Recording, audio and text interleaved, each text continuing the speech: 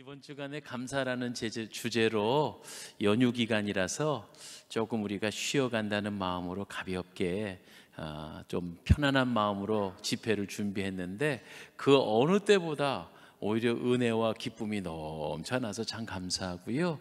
지금도 원근각지의 긴 연휴 동안 우리 성도님들 출타한 분도 계시는데 지금 영상으로도 함께 하시는 귀한 성도님들도 동일하게 축복합니다. 오늘 이 귀한 집회를 통해서도 하나님 예비한 은혜를, 깨달음을, 은총을 더하여 주실 줄 믿습니다. 아멘.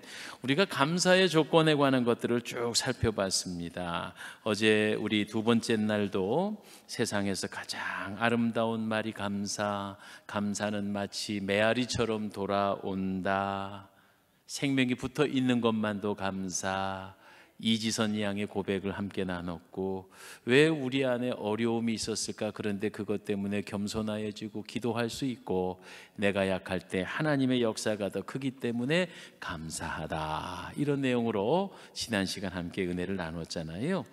오늘의 제목은요, 벼랑 끝 감사예요. 절체절명의 위기 가운데서 우리는 두려워 떨기도 하고 심지어는 불평불만할 수도 있는데, 이 벼랑 끝이라고 하는 큰 위기에 닥쳤다는 거잖아요. 그런데 그런 위기 가운데서도 감사가 터져 나오고, 그 감사의 말을 하나님 들으시고 역사하시는데, 이게 누구 얘기일까요? 다니엘 이야기입니다. 하나님의 말씀 한 절 보십시다. 다니엘서 6장 10절 말씀입니다. 자, 우리 함께 살펴보지요. 화면에도 나와 있으니까요, 읽어보겠습니다. 시작. 다니엘이 이 조서에 왕의 도장이 찍힌 것을 알고도 자기 집에 돌아가서는 윗방에 올라가 예루살렘으로 향한 창문을 열고 전에 하던 대로 하루 3번씩 무릎을 꿇고 기도하며 그의 하나님께 감사하였더라. 아멘. 참 아름다운 모습이에요. 기도하는 모습은 정말 아름다워요. 그 경우에도 감사하고 있네요. 그런데 지금 다니엘의 상황은 녹록지 않아요. 이것은 생명을 거는 기도였기 때문입니다. 그 배경을 여러분 잘 아시리라 생각되지만 제가 간단히 조금만 더 설명을 드릴게요. 그 전에 위대한 설교가 스펄전 목사님은요, 이렇게 말을 했습니다. 촛불을 감사하면 하나님께서 별빛을 주시고, 별빛은 감사하면 달빛을 주시고, 달빛을 감사하면 햇빛을 주시고, 햇빛에 감사하면 천국의 광명빛을 주신다. 할렐루야. 제가 많이 써먹은 거라 여러분에게 생소한 말은 아닐 거예요. 그러나 이것이 감사의 증강법칙이라고요. 크레센도라는 음악 기호 아세요? 여러분 쪽으로 생각하면 이렇게 된 거 말이에요. 크레센도, 점점 더 크게. 디크레센도라는 건 이쪽 여러분으로 보면 이렇게 생긴 거예요, 그죠? 처음엔 컸는데 자꾸 줄어드는 거예요. 와, 저는요, 이 기도원 사역을 하면서 얼마나 감사하냐면, 처음 시작할 때는 저도 두려움이 솔직히 있었어요. 이게 될까? 그런데 매주마다 오시는 강사님의 그 역량과 영역이 점점 크레센도가 되어가고 있구나라는 걸 깨닫고, 일일이 다 고백할 수는 없는데 제가 접수된 것만도 한 10수가지가 있는데 도저히 불가능한 일이 해결되고 또 질병이 낫고 하는 그런 역사가 일어나서 이거 한번 중간 점검을 해서 한번 발표를 하든지 유인물을 만들어 기록을 하든지 해야 할 것 같아요. 이렇게 되는 인생은 보면 크레센도 되는 인생입니다. 할렐루야. 교회도 되는 교회는 자꾸 은혜가 커집니다. 할렐루야.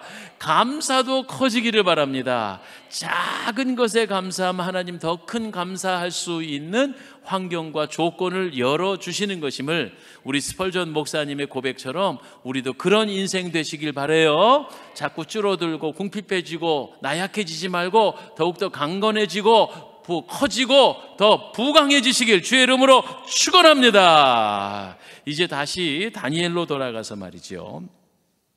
여러분, 다니엘의 감사는요, 한가로이 드린 감사가 아니라 생명의 위협 가운데서 했던 감사입니다. 그는 어린 나이에 바벨론의 포로에 잡혀갔습니다. 나라 없는 서름, 사랑하는 친인척들과 떨어진 아픔, 고난과 피눈물로 인생을 출발했지요. 그럼에도 불구하고 신세 한탄을 하거나 불평하고 원망하지 아니하고 꿋꿋이 자신의 길을 개척해 나갔습니다. 또한 어린 시절부터 하나님 안에서 일찍 뜻을 세운 다니엘, 그렇죠? 뜻을 세운 다니엘, 호의호식할 수도 있었으나 스스로 거절하고 금식하면서 자신을 거룩하게 했더니 멋진 신앙인으로 자라났습니다. 참 성경의 위대한 인물, 우리도 그렇게 자라야 되겠지만 만약 내 자식이 누구를 닮았으면 좋겠다라고 하면 아마 이구동성으로 다니엘 같은 자녀가 자랐으면 좋겠다 할 것이죠.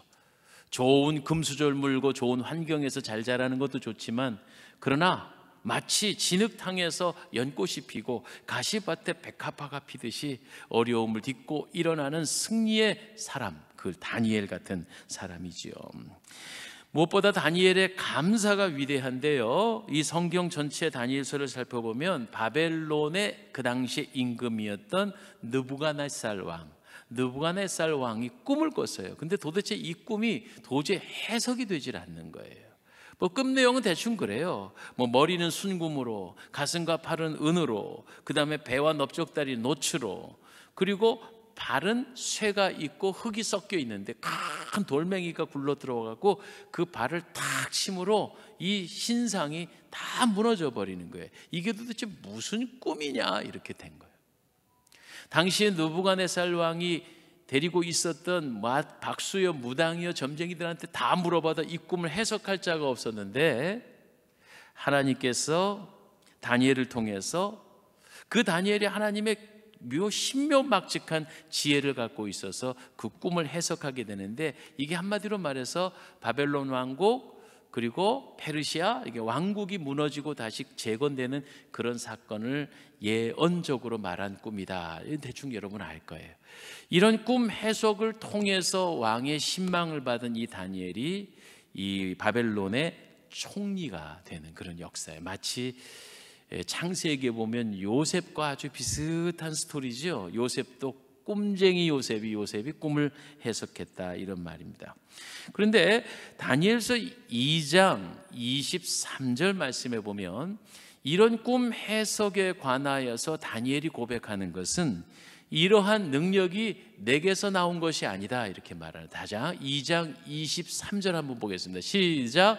나의 조상들의 하나님이여 주께서 이제 내게 지혜와 능력을 주시고 우리가 주께 구한 것을 내게 알게 하셨사오니, 이렇게 말했어요. 이를 감사하고 찬양합니다. 다니엘은 이 일로 왕의 총애를 받게 되고 총리의 자리까지 오르게 되었습니다. 물론 그의 삶 속에서 계속 평탄한 것만은 아니에요. 이 꿈처럼 바벨론이 망하고 페르시아가 득세하고 왕이 바뀌는 거예요. 여러분, 지금 전 나라의 총애를 받던 충신이 다시 왕국이 바뀌어갖고 왕도 임금도 다 정치가 바뀌었을 때 계속 이어져서 그 자리를 지킨다는 일이 쉬운 일이 아니죠. 그런데 다니엘은 이제 페르시아 시대로 정권이 바뀔 때도 변함없이 왕의 총애를 받게 돼요. 페르시아의 임금, 어떤 임금이냐 하면 항상 다림질만 하는 다리오 왕이라고 있었어요. 예? 다림질만 아니에요. 외우기 쉬우라고 제가 그런. 다리오 왕 때 무슨 일이 벌어졌냐면, 이 다리오 왕은 왕국을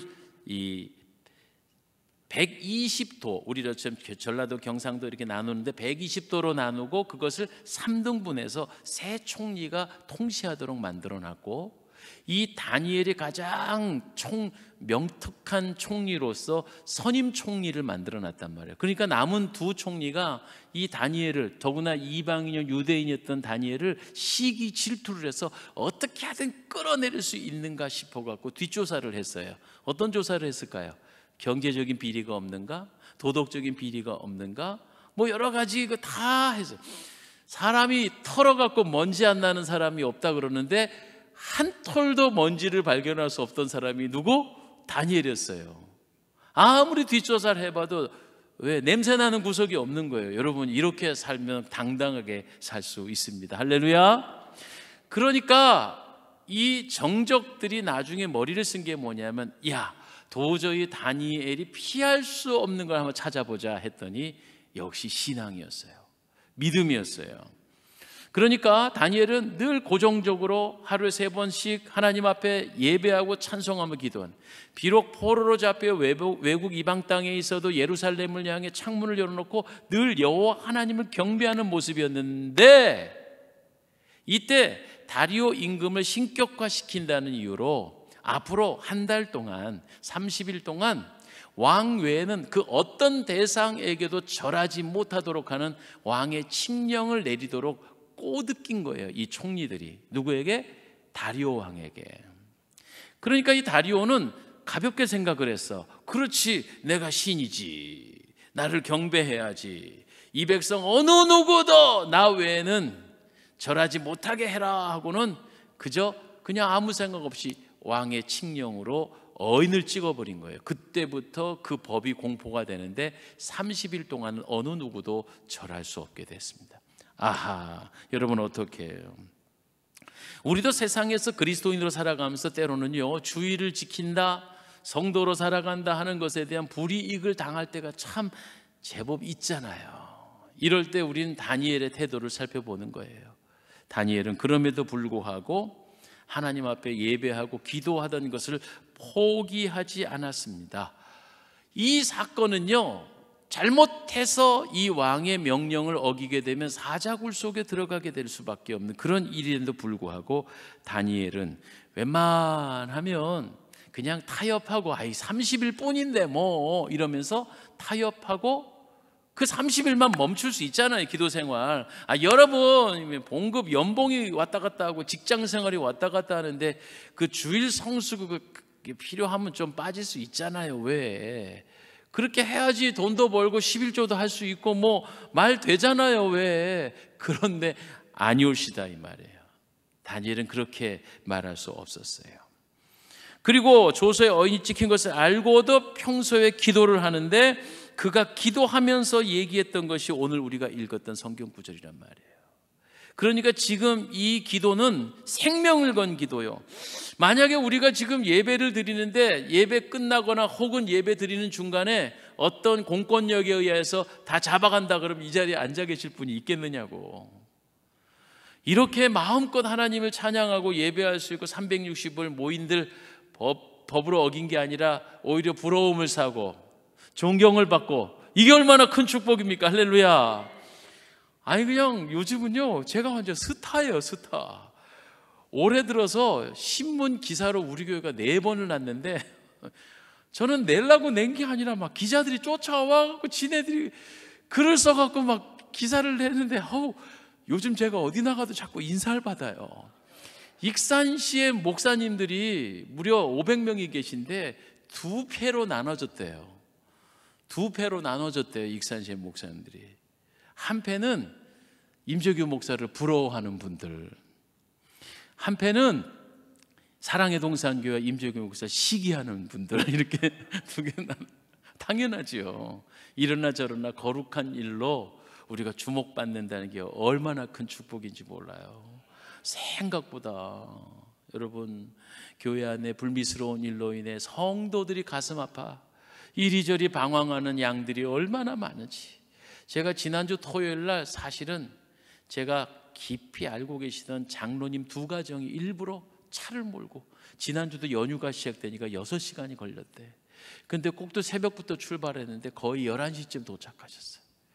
그래가지고 펑펑 울고 가셨어. 펑펑 울고 가셨어. 그래서 저는 자랑하려고 자랑한 건 아닌데, 그냥 우리 교회가 매일 집회가 있고 은혜와 기적이 있고 하니까 그분들이 울고 가시더라고요. 얼마나 교회 안에 어려움이 있어 속상해 하시는지 참 내가 가슴이 너무 쓰라리고 아팠어요. 뭐라 그랬냐면, 제가 대한민국 목사님을 대표해서 사죄드립니다. 장로님 힘내세요. 장로님 용기 가지세요. 그러면서 제가 사과를 드렸다니까 너무 부끄럽고 죄송한 거예요. 그 얘기를 듣다 보니까. 자, 사랑하는 여러분, 웬만하면 타협할 수 있잖아요. 그럼에도 불구하고 생명을 걸고 뭐라고 기도해요? 3번씩 하루 무릎을 꿇고 기도하며 그의 하나님께 어떻게? 감사하였더라. 지금 이 상황이, 이 여건이 감사할 여건이냐고. 그런데도 이 다니엘은 감사하고 있었다는 거예요. 사랑하는 여러분, 우리가 지금 태평성대 상황을 살고 있지만 신앙생활하다가 손해보고 물질에 손해보고 감정에 손해보고 핍박을 받는 그런 시대가 올 수도 있고, 그럴 때도 우리가 이 다니엘의 믿음을 이어받아서 기도하며 기도하는 것을 쉬지 말고 감사할 수 있게 되기를 주의 이름으로 축원합니다. 다니엘은 기도하면 죽는 걸 알았어요. 그냥 단숨에 어떻게 탕 하고 죽는 것도 아니에요. 굶주린 사자에 갈기갈기 찢겨 죽는 거예요. 여러분, 이게요, 정신은 온전히 살아있는데 내 몸을 어그적 씹어먹는다고 생각해 보세요. 이게 엄청난 공포가 오는 거라고. 통증도 통증이겠지만 그런데도 불구하고 끝까지 기도했고 끝까지 감사했습니다. 그러자 놀라운 기적, 잘 아는 것처럼 사자의 입이 봉하여졌다는 거예요.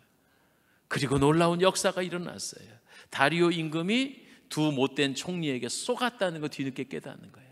다니엘아, 다니엘아. 사자굴 속에 들어간 다니엘을 안위를 묻고 있는 거예요. 오히려 전화위복되게 해서 하나님의 놀라운 역사로 다니엘이 생명을 건지고 오히려 더 위대한 지위를 얻게 되었다. 할렐루야. 어떤 때는요, 신자라고 신자됨에 대하여 우리가 이렇게 유혹을 받을 때가 있어. 그까짓 거 포기하면 되지. 제가 간증처럼 말씀드릴 게 하나 있어요. 러시아에서 제가 선교사로 있을 땐 1년에 한 번씩 선교사 비자를 새로 갱신돼야 돼. 얼마나 그게 귀찮은지 몰라요. 더구나 우리나라 같이 무슨 행정처리가 오늘 딱 아침에 내면 저녁에 딱 끝나는 게 아니에요. 한 주도 걸리고 2주도 걸려요. 그러니까 비자가 한 석 달쯤 남았으면 벌써 또 비자 준비를 해야 하는 거예요. 근데 웬만큼 해가지고, 이제 저는 보나마나 외국 사람이잖아, 자기네 눈에는.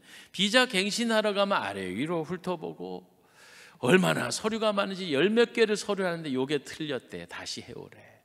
그러면요, 제가 있었던 아르쫌이라고 하는 도시는 블라디보스톡 중심지에서 좀 벗어난 데예요. 교통편도 원만치가 않아요. 2시간씩 걸려서 다시 블라디보스톡 중앙시청에 가야. 그러면 또 요거 틀렸대. 아니, 한꺼번에 틀렸다 그러면 좋잖아. 10몇 가지 중에 요건 틀렸다, 요거 없다. 그러면 그것 때문에 2시간 왕복 4시간씩을 왔다 갔다 하면서 무려 3개월을 준비하다가 7월 초쯤 되면 시청이 문을 닫아. 여름 휴가래. 2달 동안. 걔네들은 날이 추우니까 하절기가 되면 무조건 휴가예요. 동절기 휴가는 없는데 하절기 2달 이상 휴가예요.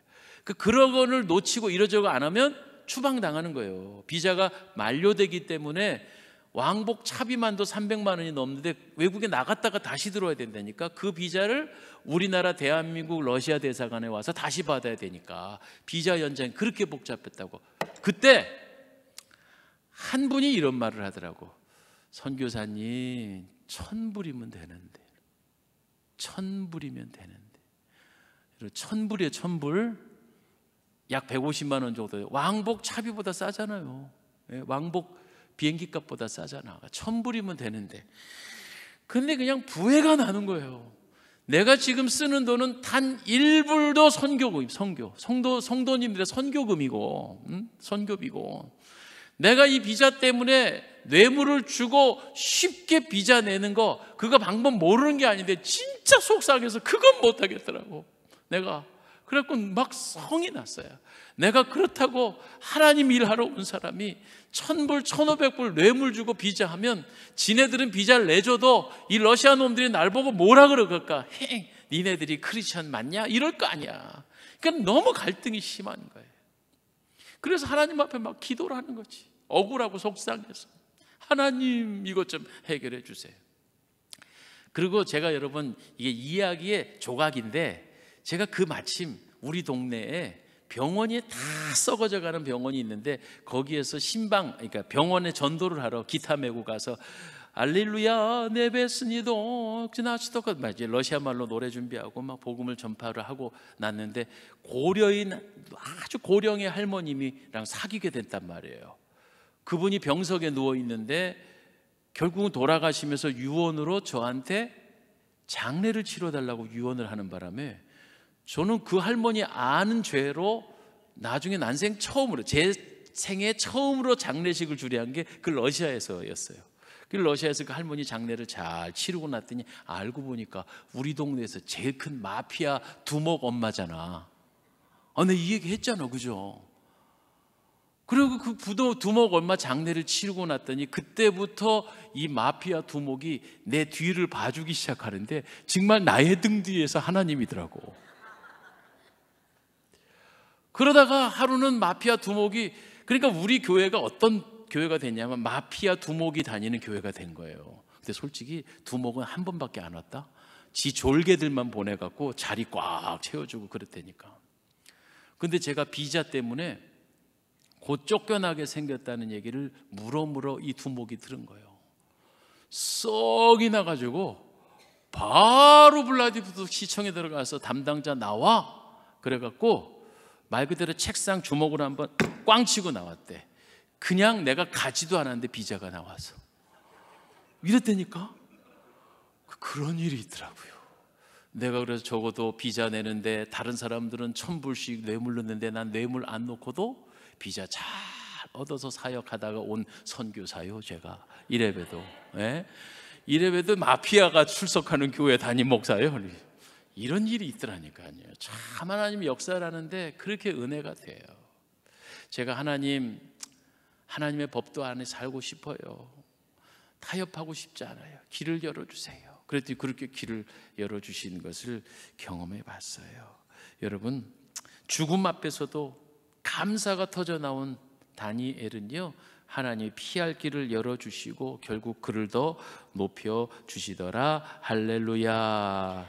이 얘기는 이제 6장의 얘기고요. 사실은 3장에는 다니엘의 세 친구인 사드락, 메삭, 아벳느고와 다니엘이 불구덩이 속에 들어간 얘기가 나오잖아요. 그거는 왕의 신상에 절하지 않는 그것 때문에.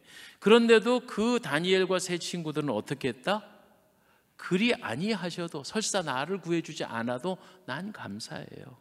그랬더니 다니엘의 세 친구가 불 속에 들어갔는데 한 명의 그림자가 더 보였죠? 바깥에서 그걸 쳐다보고, 그 한 명이 누구게요? 그들을 돌보는 천사들이에요. 털끝만도 끄슬림이 없었다. 이런 사건이 다니엘의 서 3장에도 나오죠. 그래서 이 이야기를 노래로 부른 게 그리 아니하실지라도죠. 여러분, 고단하신데 잠도 깰 겸 다니엘의 새 친구가 되어줘서 이 노래 한번 해봅시다. 그리 아니하실지라도. 박수하며 찬양합시다. 그리, 하나 둘 셋 넷. 그리 아니하실지라도 감사해요, 감사해요. 주님 뜻을 알기 때문이죠. 한 번 더. 그리 아니하실지라도 사랑해요. 그리 아니하실지라도 사랑해요. 합력해서 선을 이루어요. 아멘. 언제나 나를 향한 신실한 사랑, 우리를 향한 그 크신 사랑, 우리가 함께 높이며 주를 찬양해. 할렐루야, 할렐루야. 하나님께 영광. 언제나 나를 향한 당신의 사랑, 언제나 나를 향한 신실한 사랑, 우리를 향한 그 크신 사랑, 우리가 함께 높이며 주를 찬양해. 할렐루야, 할렐루야. 하나님께 영광. 박수. 아멘. 할렐루야. 또 넘어가 보지요. 여러분, 미국의 청교도들의 감사입니다. 잘 아시죠? 여러분, 미국 개척의 역사는 청교도의 눈물의 감사로 시작됩니다. 1620년 오직 신앙을 자유롭게 예배하고 싶어서, 그래서 신앙의 자유를 위하여 모든 위험을 불사하고 메이플라워에 몸을 싣고, 그런데 사실은 이들이 타고 간 메이플라워는요, 출발할 때 146명이 출발할 너무 작은 배였어요. 풍랑에도 취약하고 굉장히 위험한 항해가 시작됐습니다. 대서양을 건너갑니다. 1620년 12월 26일 크리스마스가 끝난 다음 날, 그들이 117일간의 험난한 항해 끝에 미국의 동부의 플리머스 해안에 정박하게 됩니다. 너무나 혹독한 추위와 식량 부족으로 인해 146명 중에 44명이 죽어 남은 사람들은 102명이 남았습니다. 더구나 신대륙의 기후 조건을 이해하지 못하고 한겨울에 도착했기 때문에 엄청난 추위와 배고픔과 고통에 시달리게 됐습니다. 이 땅에 와서 농사를 지으면 잘 될 줄 알고 보리와 밀 종자를 갖고 왔는데 그 땅은 추워서 보리와 밀 농사가 되지 않는 거예요. 그러니까 엄청난 굶주리에 시달렸고 고통을 당했습니다. 그러니 아무것도 없는 상황에서 오직 하나님만 바라보게 되는 거죠. 하나님께서 도움의 손길을 붙여주시는데 아주 친절한 원주민들이 그들에게 비상식량을 원조해 줬고, 그리고 이 땅에선요 보리나 밀은 안 자라요. 그래서 옥수수와 호박과 감자 종자를 주므로 농사를 짓게 됐고, 그래서 이듬해 가을에 드디어 풍성한 열매를 거두어 자기네들 도와주었던 인디안들을 초대하고, 그래서 큰 잔치를 열게 되는 거예요. 그것이 바로 추수감사 주일의 기원이 됐습니다. 신대륙에 도착하여 3년이 지난 후에야 그 당시에 있었던 주지사 윌리엄 브래퍼드가 하나님의 도우심과 천사들의 원주민들을 보내신 것에 감사해서 이것을 기념일로 만들기 시작하고 그 전통이 지금까지 이어져 오게 되었다 하는 말입니다. 이것은 우리가 추수감사주일 공부를 할 때마다 늘 함께 나누는 내용이기도 합니다. 안타까운 것은 뭐냐면 1789년 초대 대통령이었던 워싱턴 대통령이 추수감사절로 선포해서 전 미국적인 기념일이 됐는데, 3대 대통령인 제퍼슨이 추수감사절은 뭐 구시대의 유물이 뭐 이런 식으로 해갖고 그게 멈춰 있다가 나중에 한참 지나 믿음의 대통령 링컨으로 인해 다시 추수감사주의를 지키게 된 그런 역사가 있게 됩니다. 그래서 이 추수감사주일이 될 때마다 각 대통령은 그들의 감사문을 발표하는 것이 미국 대통령 백악관의 전통이 되어 있다, 이런 말씀이에요. 어쨌든요, 미국이 지금 세계 강대국으로 풍요를 누리게 되는 건 다름이 아니에요. 바로 하나님께 감사할 수 있는 이 믿음의 전통을 잘 유지하고 있었다는 사실이에요.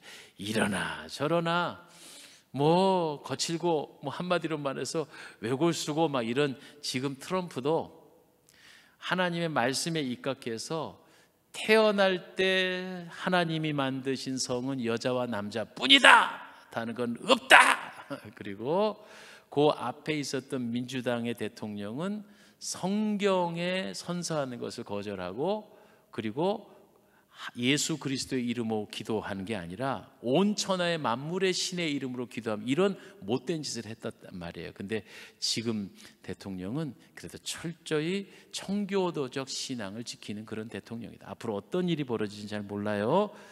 자, 그런데 그때 청교도들의 감사, 그들의 7가지의 감사문을 제가 여러분 유의문에 적어놨습니다. 한번 하나씩 읽어볼까요?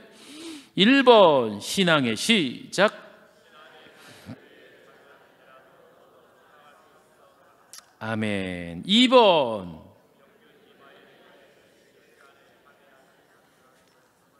이게 엄청나게 지루한 대서양을 117일 동안 건넜다는 게 이게. 3번 그랬네요. 4번 5번 6번.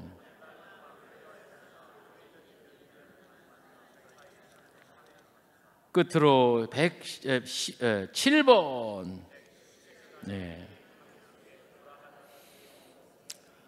예, 참 감사한, 정말 절실한 감사이지요. 어떤 일을 하는 데 있어서 이 여론이 막 웅성웅성하면 힘들어지는 거잖아요. 그런데 일심동체가 되어져서 끝까지 항해를 마친 것에 대한 감사. 사랑하는 여러분, 오늘도 우리가 신앙 안에서 어떠한 어려움과 위험이 닥쳐도 꿋꿋이 믿음을 지켜나가며 또 특별히 고난 가운데서 불평하거나 좌절하지 않고 하나님의 은총을 구하는 이 청교도적 신앙. 그러니까 우리나라 대한민국의 기독교가 사실은 청교도의 선교사들이 우리에게 복음을 전파했기 때문에 세계 어떤 기독교보다 비교적 고지식해. 그렇죠? 유럽 기독교들보다는 비교적 우리가 고지식한데 순수한 복음 안에서 살려고 하는 이 한국 교회의 전통이 이 청교도들의 전통을 이어받았다라고도 말할 수 있겠습니다. 이게 참 감사한 일이죠. 전 세계 어디에 가도 새벽 기도를 하는 교회가 한국 교회밖에 없고, 또 이렇게 뜨겁게 기도하고 찬송하는 걸 즐거워하는 교회, 바로 이것이 우리 대한민국 교회의 전통이고, 또 특별히 우리 성결교단 중생선교 신유재림 애당초 북치고 장구치고 전도하며 뜨겁게 활발하게, 그리고 항일 투쟁 운동, 일본 천황에 대한 경배를 거절하고, 그러다가 교회를 1932년 폐쇄당하고 교회를 다 뺏기고, 우리 이립교회도 사무총회가, 실제로 우리가 100주년을 바라보고 있는데 사무총회가 72회인 이유가 있죠. 폐쇄당하고 더 이상 회무를 할 수 없었기 때문에 72회예요. 그걸 우리가 잘 깨닫고, 올해 72회 사무총회, 73회 사무총회, 왜 우리가 96년 차인데 70몇 회래? 이걸 잘 기억해야 된다고. 그죠?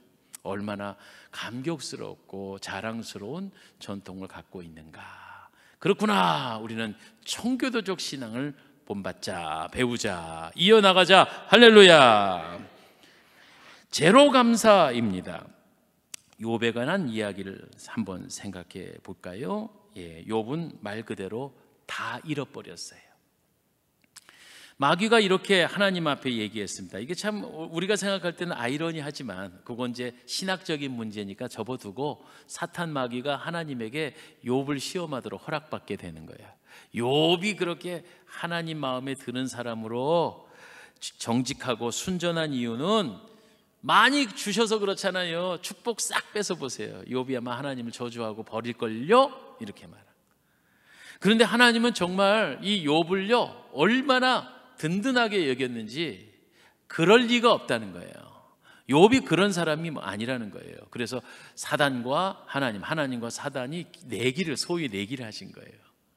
그런데 아니나 다를까 이 의로운 욥은요 어마어마한 재산을 잃고, 아들 7에 딸 3을 잃고, 자기는 질병에 걸려 엄청난 고생을 당하고, 심지어는 아내가 내가 믿는 하나님조차 함께 모욕하면서 떠나게 되고, 이런 불행한 일이 겹치고 겹쳐도 욥은 한 번도 그의 입술을 통해서 하나님을 원망하거나 불평하지 않고 오히려 감사하였다.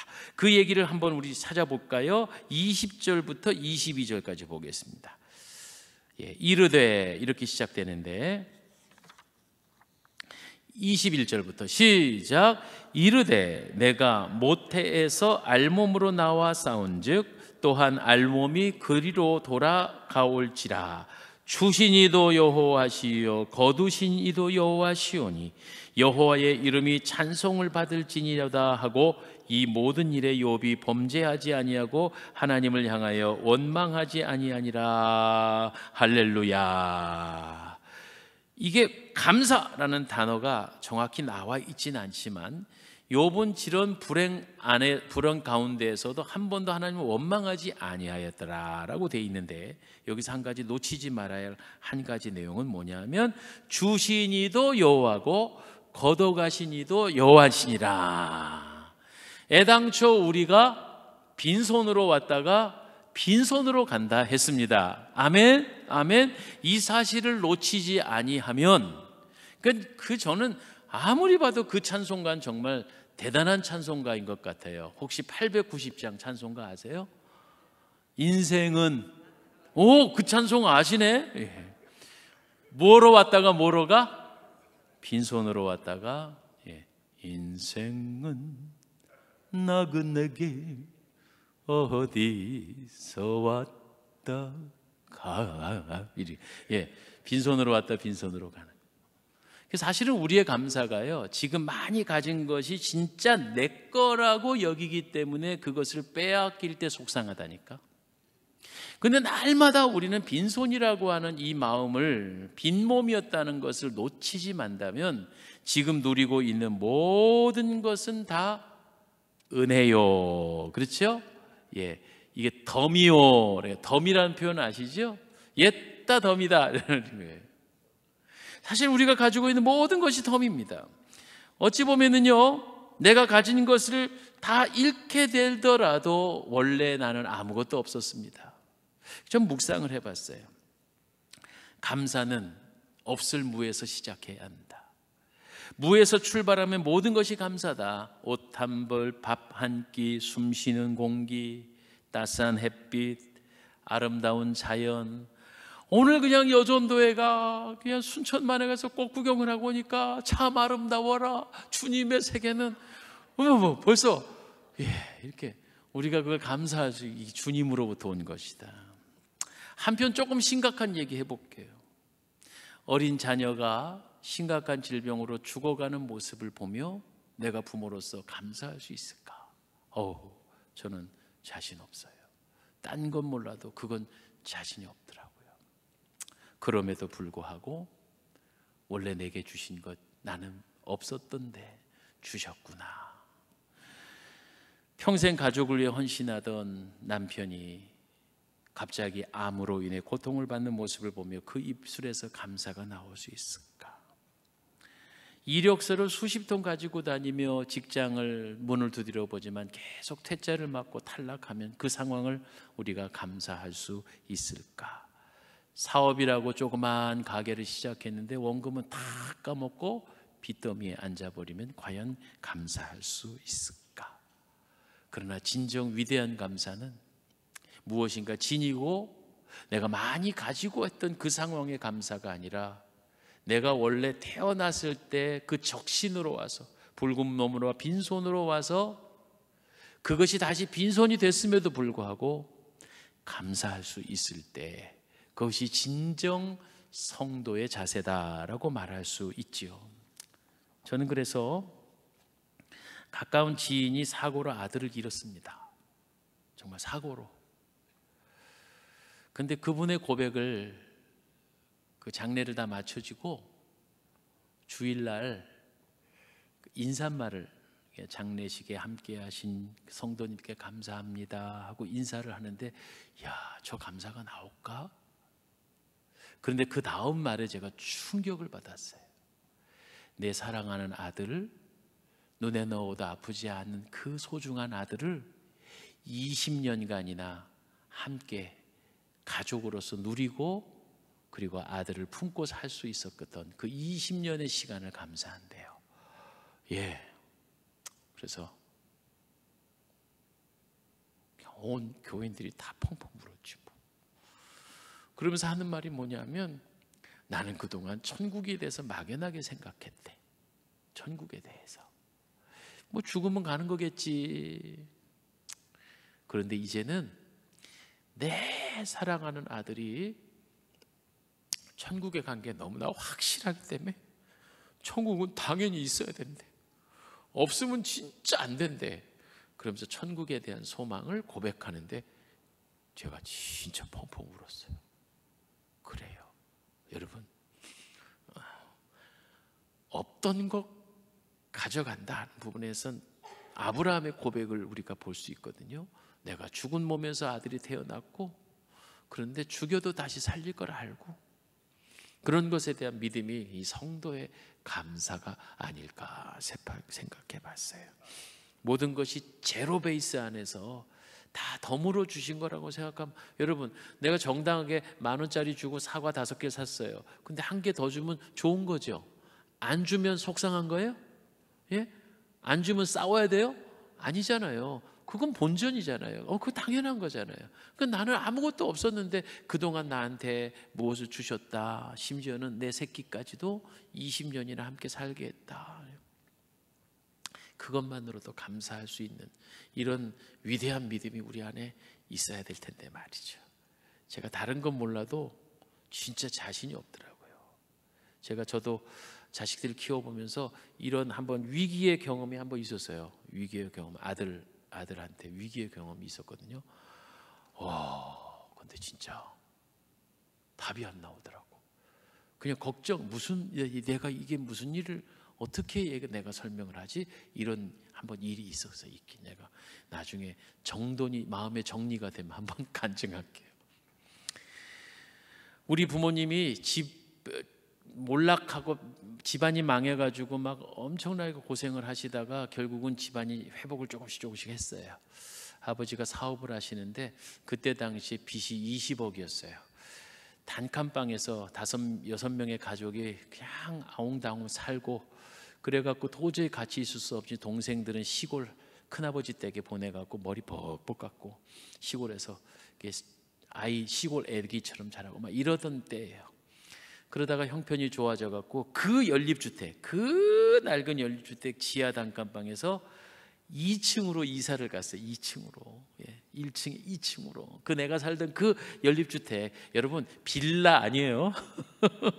요즘은 빌라라 그러는데 그런 좋은 집 아닙니다. 그래서 2층으로 이사를 갔는데 어느 날 아버님이 가정 예배를 드리면서 우리 애들 딱 모아놓고 가정 예배를 드리다가, 야 얘들아, 우리 집이 11년 만에 재산이 빵원이다. 재산이 빵원이래. 근데 우리 온 가족이 뛸 듯이 기뻐하고 펑펑 얼싸안고 울었어요. 여러분 지금 솔직히 이게 재산이 빵원인 사람 있나요? 주머니 몇 푼이라도 있잖아요. 빚도 실력이라고 그러는데 어쨌든 빚을 졌지만, 은행빚은 졌지만 재산이 있잖아요. 이거 정리하면 은행빚도 갚아지는 수준 아닙니까? 근데 20억의 빚에 시달려 갖고 그걸 갚아보세요. 얼마나 고통스러운지. 근데 어느 날 재산이 빵원이다, 이 말은 빚을 다 갚았다는 얘기예요.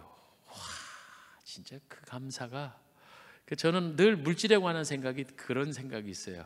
빵원인데도 있었는데 와, 지금 매달 꼬박꼬박 생활비 들어오지, 애들 공부 가르치지. 저는 학교 다닐 때 부모님이 너무 미안해 하시는 거예요. 늘 월사금이나 등록금 때문에 난 제때 내본 적이 없는 거야.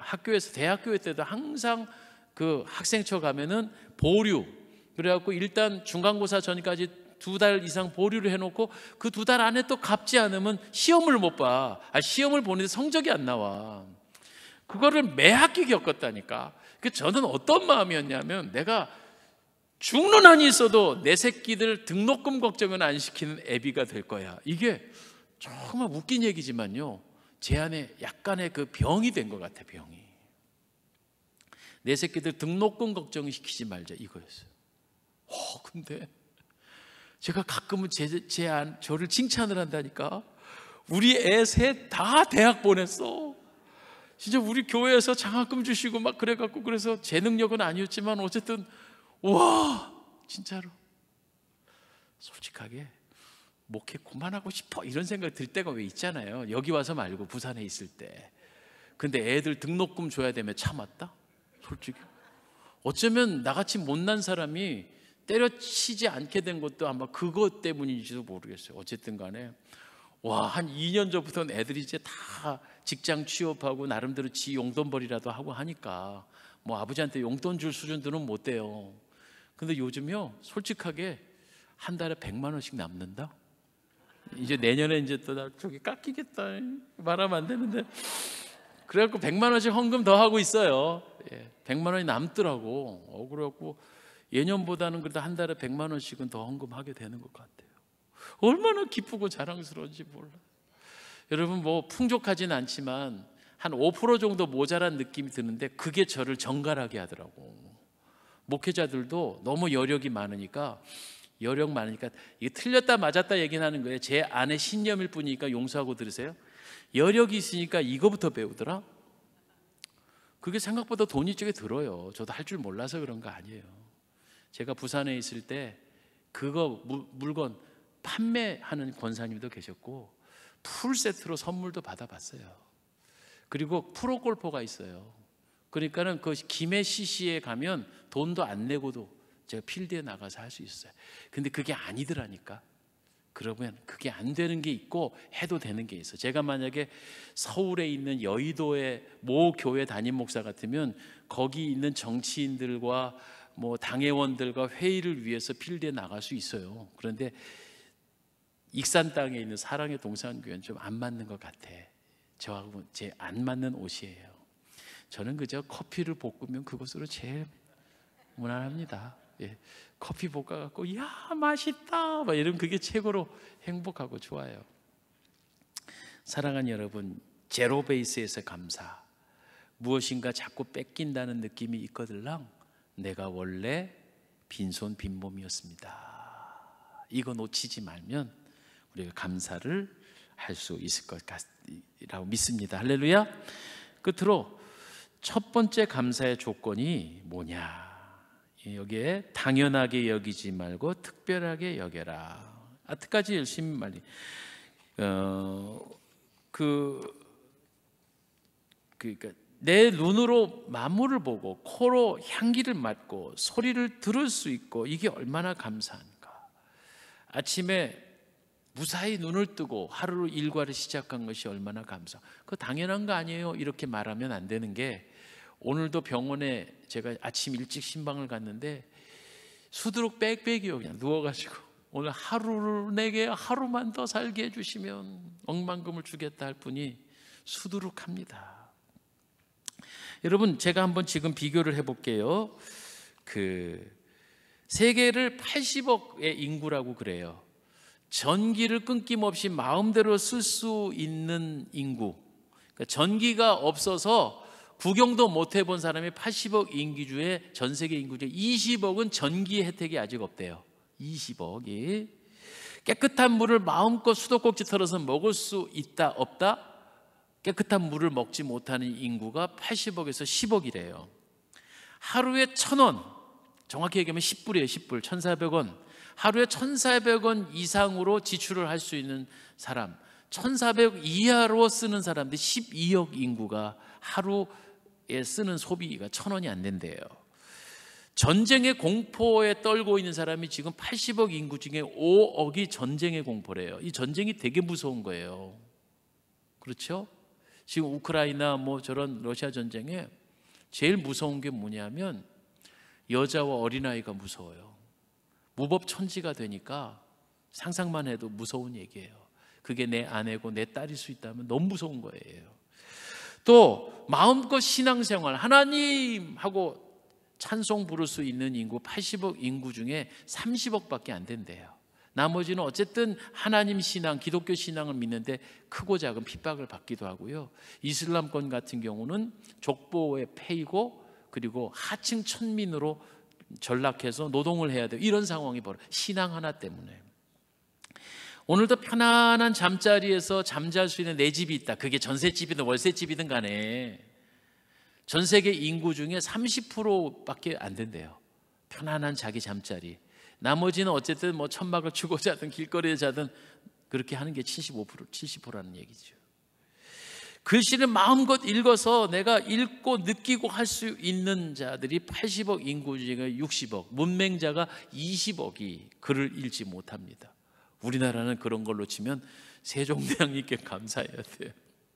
솔직히 말해서 웬만한 지력이 있으면 2시간이면 읽을 수 있는 거죠. 우리나라 한글이 그 정도로 과학적이고 쉽지요. 하루에 한 끼 이상을 먹을 수 있다. 8억 인구가 하루에 한 끼 이하로 먹는데 8억이 10분의 1이 전 세계를 놓고 보면 그렇다는 거예요. 우리는 얼마나 행복한 삶을 살고 있느냐는 겁니다. 이런 많은 감사와 간증거리가 많이 있겠지만 무엇보다 진짜 감사한 게 뭔 줄 아세요?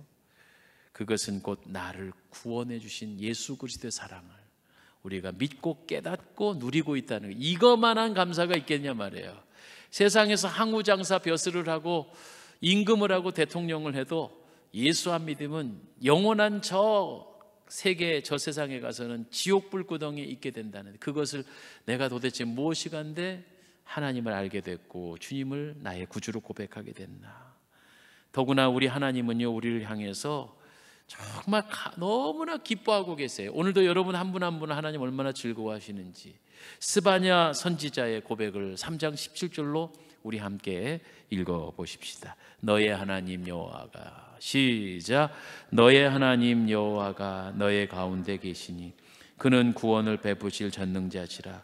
그가 너로 말미암아 기쁨을 이기지 못하시며 너를 잠잠히 사랑하시며 너로 말미암아 즐거이 부르며 기뻐하시리라 하시니라. 오늘 이 너가 나가 되는 거죠. 여러분의 이름을 넣어서 나의 하나님 여호와가 나의 가운데 계시니, 나로 인해 하나님이 기쁨을 이길 수가 없고 너무 사랑하시어 즐겁게 부르신다는 그런 우리의 생애가 되어져야 할 것입니다. 사망에서 생명으로 옮겨진 것만한 이런 감사가 어디 있겠습니까? 인생의 어려운 힘으로 신음하고 계시나요? 그러나 구원받았다는 것 하나만으로 그 모든 고난을 다 녹여낼 수 있는 그런 저와 여러분이 되어질 수 있기를 간절히 소망합니다. 그래요, 모든 것이 은혜죠. 이렇게 고백할 수 있는 것만으로도 우리 안에 큰 은혜입니다.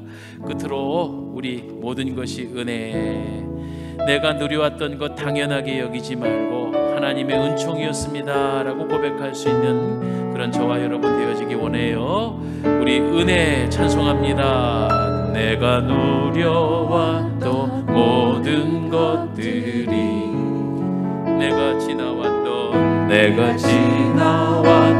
모든 시간이, 내가 걸어왔던 모든 순간이, 내가 걸어왔던 모든 순간이 당연한 것 아니라, 당연한 것 아니라 은혜였소. 아침 해가 뜨고 저녁에 노을, 봄의 꽃향기와 가을의 열매, 변하는 계절의 모든 순간이 당연한 것 아니라 은혜였소. 당연한 것 아니라 은혜였소. 모든 것이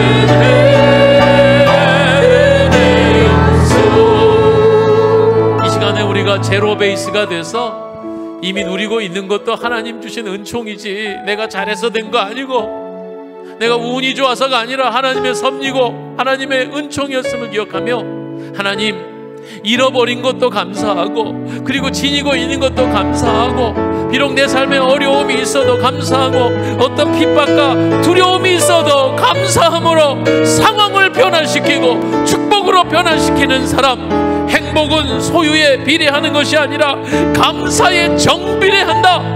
오늘 이 시간 깨달은 대로 주님 앞에 감사와 그리고 고백의 기도를 주 앞에 드립시다. 주여 삼창하며 통성으로 기도합니다. 주여 주여 주여 아버지 하나님이여 하나님이여 오 주님 감사합니다. 오늘도 숨을 쉬게 해주셔서 감사. 사랑하는 가족들이 있어서 감사. 하나님이여 내게 건강 주신 것 감사. 사랑하는 성도들이 있어서 감사. 아버지 아름다운 교회 주신 것 감사 감사 감사합니다. 그리 아니하실지라도 감사. 하나님 내게 소중한 것을 걷어가신다 하더라도 원래 내게 없었던 것을 주셨던 것임을 감사. 할렐루야. 주여 영광을 받으시옵소서. 주님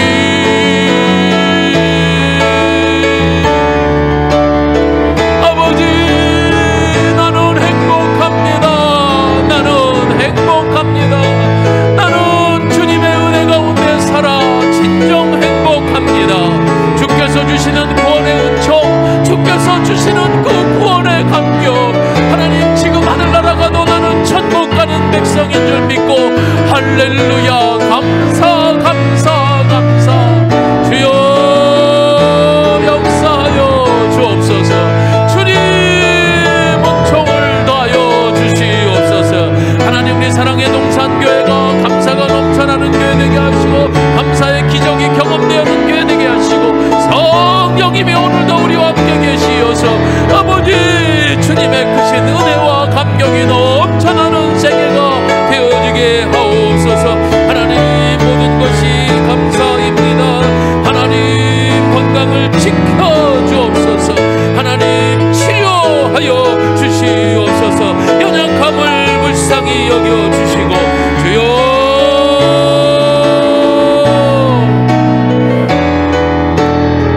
아버지 은혜 더하여 주옵소서. 하나님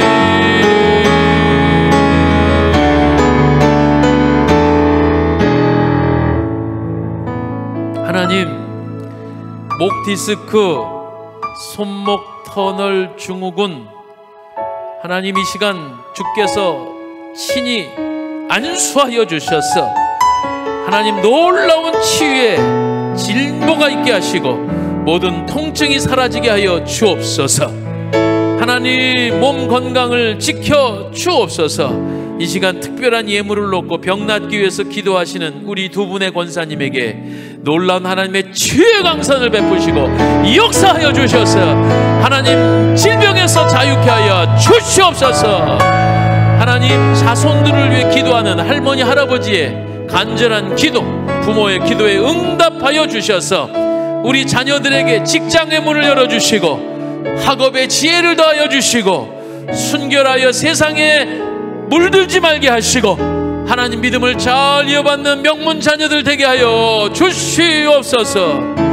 오늘도 주님의 높고 위대하심을 찬양한 우리 여전도회가 더욱더 성령으로 하나 되어져서 힘있게 주님을 아름답게 섬기어 교회를 더욱더 행복하게 만드는 귀한 총여전제 되어지게 하여 주시옵소서. 하나님 사랑하는 귀한 주님의 종들이 사랑의 동산교회 막중한 사명을 가지고 아버지 오늘도 이 밤에 생명의 등불을 키웠습니다. 주여 이 시간 어떤 영혼들이 낙심하여 절망 가운데 있어도 말씀 듣고 회복되게 하시고 세임 얻게 하시고 하나님 기쁨이 회복되게 하여 주옵소서. 더럽고 어두운 원수마귀 사탄아 위대한 능력의 이름 나사렛 예수 이름으로 명하노니 사랑하는 백성에게서 떠나갈지어다. 하나님 치료하여 주옵소서. 회복시켜 주옵소서. 능력 부어 주옵소서. 하나님 우리 사랑의 동산교회가 하나님이 말세지말의 때에 쓰임받는 하나님 기름을 등불을 태우는 아름다운 교회 되어지길 원합니다. 주여 역사하여 주시옵소서. 오늘도 입술을 통해 감사의 찬미를 받으신 주님이여, 많은 복으로 대갚아 주시고 요백에 갚아주셨던 갑절의 은총을 더하여 주시옵소서. 다니엘의 용기를 허락하여 주시옵소서. 청교도적인 거룩하고 순결한 믿음을 허락하여 주시옵소서. 주님, 오늘도 이 저녁 귀한 발걸음을 축복하시고 하나님 가정들마다 하나님의 놀라운 역사 은총이 가득한 귀한 밤 되게 하여 주옵소서. 돌아가는 발걸음 축복하시고 하나님 내일 저녁에도 예비된 은혜를 베풀어 주실 줄 믿습니다. 성령님 함께하여 주옵소서. 우리 주 예수님의 이름으로 축복하고 기도하옵나이다. 지금은 우리 주 예수 그리스도의 은혜, 하나님 아버지의 크신 사랑과 성령의 감동, 교통, 역사, 인도 충만하심이, 그럼에도 불구하고 감사, 그리 아니하실지라도 감사, 원래 우리가 빈손으로 이 땅에 보내졌기에 모든 것이 은혜요 덤이라고 여겨 감사가 터져나오는 삶을 살아가기로 결단하는 우리 사랑의 동산교회 성도들 머리 위에 이제로부터 영원토록 계시옵기를 축원하옵나이다. 아멘. 할렐루야.